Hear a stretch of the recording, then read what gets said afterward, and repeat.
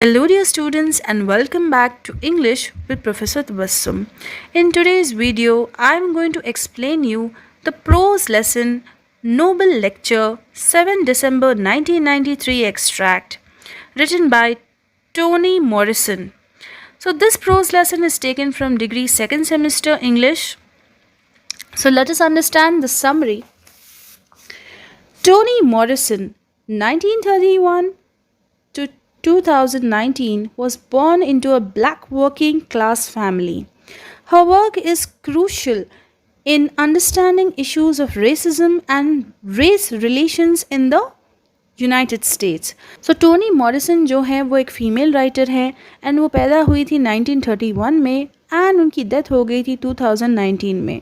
वो पैदा हुई थी एक ब्लैक वर्किंग क्लास फैमिली में, यानी कि एक ब्लैक फैमिली की मेंबर थी वो, एंड उसकी फैमिली में सब लोग वर्किंग थे. ओके एंड उसका काम इतना ज़्यादा क्रूशल था, यानी कि इतना ज़्यादा क्रिटिकल था कि उसे समझने पड़ते थे इश्यूज़ रेसिज्म के.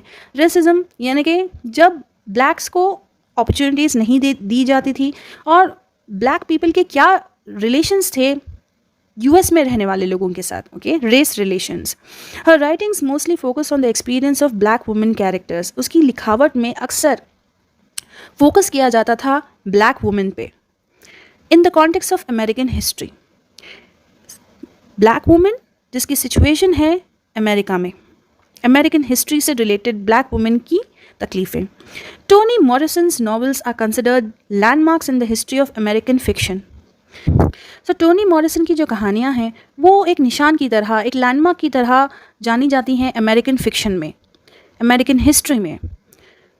The present extract is from the speech she delivered as the winner of the Nobel Prize in Literature in 1993. So ये जो कहानी है नोबल लेक्चर, ये असल में कहानी नहीं है, ये उनकी दी गई एक स्पीच है जब उन्हें नोबल प्राइज़ मिला था लिटरेचर में. As the Nobel prize winner, Toni Morrison has to address the audience who are present in the hall.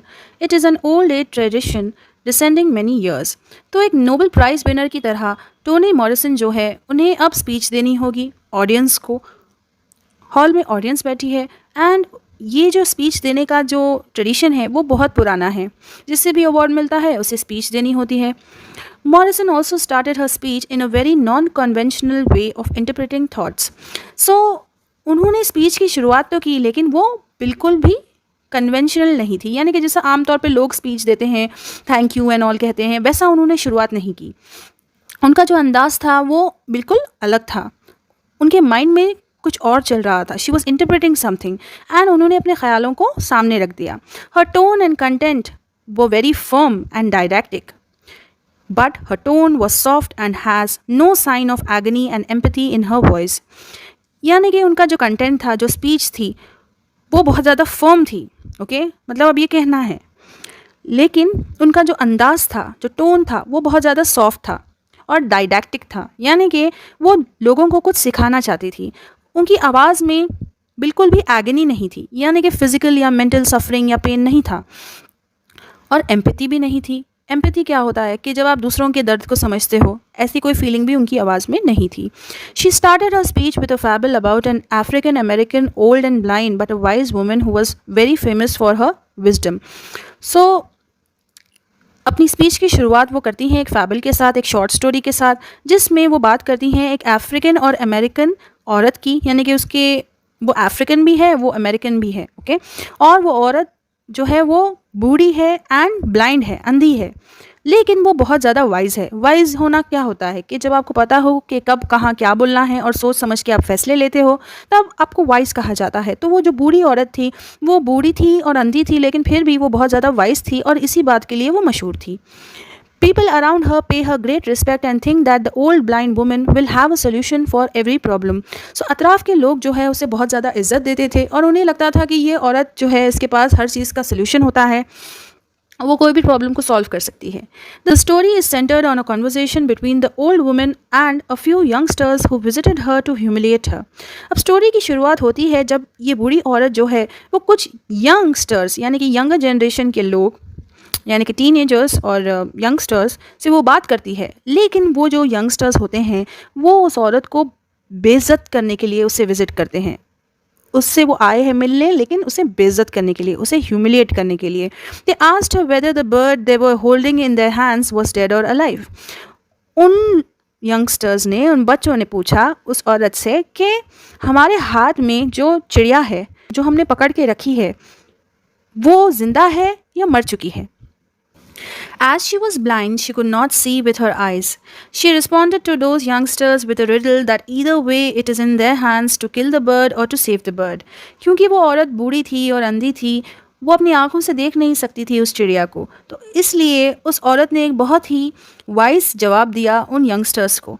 उसने एक पहेली के फॉर्म में कहा कि, एक रिडल के फॉर्म में कहा कि आप लोगों के हाथों में है कि आप उस चिड़िया को मारते हो या फिर उसे बचाते हो. Here the author Morrison symbolizes the bird as a language and the youngsters are the protectors of the language, rulers, bureaucrats, teachers, students. तो यहाँ पर जो ऑथर है टोनी मॉरिसन, वो एक चिड़िया को एज अ सिंबल यूज़ करती है भाषा को बताने के लिए, लैंग्वेज को बताने के लिए, कि जो चिड़िया है वो लैंग्वेज है और जो यंगस्टर्स है, जो टीचर्स है, स्टूडेंट्स है, वो रक्षक है भाषा के. They are the protectors of language. The author expresses a desire to take responsibility to save the language and not misuse it. So author जो है वो एक्सप्रेस करती हैं कि किस तरह उन्हें ख्वाहिश है जिम्मेदारी लेने की कि वो भाषा को बचाएंगी और उसका मिसयूज़ नहीं होने देगी, गलत प्रयोग नहीं होने देगी. This extract is a fable about the power of language to oppress and liberate, to honor and sully. तो ये जो एक्सट्रैक्ट है, ये जो शॉर्ट स्टोरी है, ये भाषा की ताकत के बारे में है, जो कि यूज़ की जाती है किसी को एक्सप्लॉइट करने के लिए, के मतलब के लिए, दूसरों को मिसयूज़ करने के लिए, और लिबरेट करने के लिए, यानी कि आज़ाद करने के लिए, ग़ुलामी से या फिर ऑप्रेस होने से आज़ाद करने के लिए, एंड टू ऑनर एंड सली, यानी कि ऑनर करना प्योरिटी को और उसे डैमेज से बचाने के लिए. Toni Morrison understood how powerful a language was and the human privilege to wield it. It is the way humans use this powerful tool of language that makes any form of expression so magical. So Tony Morrison ये समझ चुकी थी कि भाषा जो है वो कितनी ज़्यादा ताकतवर है, एंड इंसानों के पास कितना अच्छा मौका है, कितना अच्छा प्रिविलेज है कि वो इसे यूज़ कर सकते हैं, उसे पकड़ सकते हैं, उसे wield कर सकते हैं, और वो एक टूल की तरह भाषा को यूज़ कर सकते हैं किसी भी फॉर्म में कुछ भी एक्सप्रेस करने के लिए. और ये कितनी ज़्यादा मैजिक वाली बात है, कितनी मैजिकल बात है ये. Really, we are God gifted, that at least we should be thankful that we have the power of language, because जो जानवर है वो अपने आप को एक्सप्रेस नहीं कर पाते, but thankfully we human beings can do that. The bird, according to Morrison, is a symbol of language. Her thoughts are centered on the power of language, both positive and negative. तो जो चिड़िया है यहाँ पर वो असल में भाषा है, एक सिंबल है जिसे लैंग्वेज के लिए यूज़ किया है टोनी मॉरिसन ने. वो कहती हैं कि उनका जो दिमाग है वो हमेशा इसी ख्याल पर रहता है कि लैंग्वेज कितनी ज़्यादा ताकतवर है, एक पॉजिटिव वे में भी और एक नेगेटिव वे में भी. She opts to read the woman as a seasoned author. वो रीड करती हैं उस औरत को as a seasoned author, means as a person who has a lot of experience. The woman in Morrison's speech is threatened by individuals who have the power to misuse language, kill it, rob it, or use it to subjugate others. So जिस औरत के बारे में Tony Morrison अपनी speech में कहती हैं, तो वो औरत जो है उसे परेशान किया जाता है कुछ यंगस्टर्स द्वारा. ओके, अब इन यंगस्टर्स के पास तो ताकत है लैंग्वेज की कि वो उस लैंग्वेज को मिसयूज़ करें, गलत यूज़ करें, उस लैंग्वेज को ख़त्म कर दें, उसे चुरा लें, या फिर उसे दूसरों को कंट्रोल करने के लिए, यानी कि सब्जुगेट करने के लिए यूज़ करें. More than only a representation of violence, oppressive language is also a form of operation. Tony Morrison कहती हैं कि सिर्फ एक रिप्रेजेंटेशन ही नहीं है वायलेंस का, यानी कि अगर आप बुरी भाषा यूज़ करते हो तो इससे दूसरे लोग ऑप्रेस भी हो सकते हैं. एक ऑप्रेसिव लैंग्वेज, यानी कि एक ऐसी लैंग्वेज जो कि दूसरों को नुकसान पहुंचाने के लिए यूज़ की जाए, खुद के स्वार्थ के लिए आप यूज़ करते हो, तो वो भी एक तरह का ऑपरेशन ही है. Okay, it is a form of violence that restricts knowledge. एक ऐसा फॉर्म है जुल्म का, वायलेंस का, जो कि रोक देती है नॉलेज को. As a writer, she considers language as a system, a living entity, but primarily as an agency, an action with effects. So, writer कहती है कि भाषा जो है वो एक तरह का सिस्टम है, एक जीता जागता सिस्टम है, एक एजेंसी की तरह है जहाँ पर कुछ एक्शंस होते हैं और उनके इफेक्ट्स होते हैं. On their own Morrison statements on death and language are magnificent. जो स्टेटमेंट्स उन्होंने दिए हैं मौत और लैंग्वेज यानी कि भाषा के बारे में, वो मैग्निफिशेंट है, यानी कि extremely impressive, beautiful. She believes that when a language dies, whether due to negligence, disinterest or any other reasons, all users and creators are to blame. वो कहती हैं कि जब कोई भाषा मरती है, या तो वो आपके नेग्लिजेंस, आपके इग्नोर कर देने से मरती है, या फिर लैक ऑफ इंटरेस्ट, आप इंटरेस्ट नहीं दिखाते उस लैंग्वेज में इसलिए वो मर जाती है, या फिर कोई और रीज़न की वजह से. तो जितने भी यूज़र्स होते हैं, यानी कि जितने भी लोगों ने उस भाषा को यूज़ किया है, वो सब रिस्पॉन्सिबल होते हैं उस भाषा की मौत के. An effort of the will can detect the systematic plunder of language. यानी कि एक कोशिश, थोड़ा सा डिटेक्शन, थोड़ा आप अलर्ट रहेंगे तो एक सिस्टमैटिक प्लंडर ऑफ लैंग्वेज होने से बच जाएगा. यानी कि लोग अक्सर लैंग्वेज में से कई सारी चीज़ों को चुरा लेते हैं या फिर उसे रिमूव कर देते हैं. सो वो जो काम है वो या तो पर्पसफुली होता है, ओके, या फिर अनजाने में हो जाता है. तो वो काम होने से हमें रोकना होगा. यानी कि भाषा जैसी बनाई गई है उसी तरह उसे यूज़ करना चाहिए, उसे मारना नहीं चाहिए और उसे इंटरेस्ट के साथ बोलना चाहिए. Morrison spreads the plot outward from the minimal outline of a narrative. यानी कि टोनी मॉरिसन जो है एक प्लॉट जो उनके दिमाग में है वो उसे बाहर लेके आती हैं और मिनिमल आउटलाइन देती हैं, यानी कि कम लफ्ज़ों में वो एक नैरेटिव बताती हैं, यानी कि स्पोकन और रिटन इवेंट्स बताती हैं. She imagines the elderly women's fear of language falling into the hands of those who might kill it और use it for malicious ends.